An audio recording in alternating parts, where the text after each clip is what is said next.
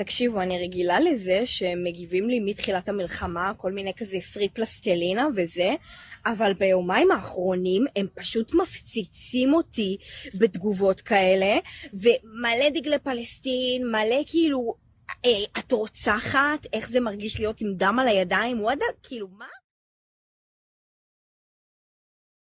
Tentara Israel mengaku frustasi sebab belakangan akun media sosial mereka diserbu komentar negatif dan julid dari netizen Indonesia. Indonesia memang diketahui menjadi salah satu negara yang paling banyak masanya untuk mendukung Palestina. Oleh kejulitan netizen Indonesia, tentara Israel pun mengaku kalah telak dalam perang di media sosial.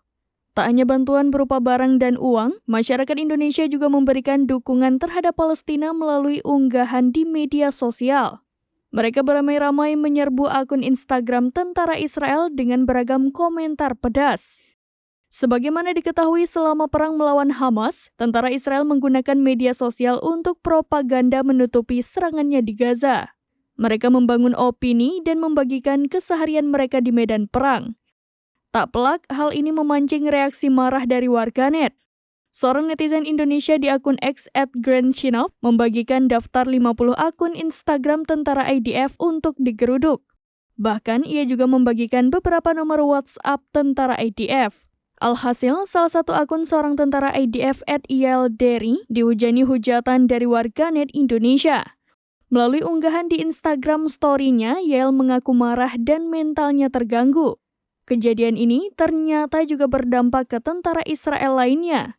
Mereka mengunci akun Instagram mereka agar tak mendapat serangan dari netizen Indonesia. מגיבים לי מתחילת המלחמה כל מיני כזה פרי פלסטלינה וזה, אבל ביומיים האחרונים הם פשוט מפציצים אותי בתגובות כאלה, ומלא דגלי פלסטין, מלא כאילו, את רוצחת, איך זה מרגיש להיות עם דם על הידיים, וואדה, כאילו מה?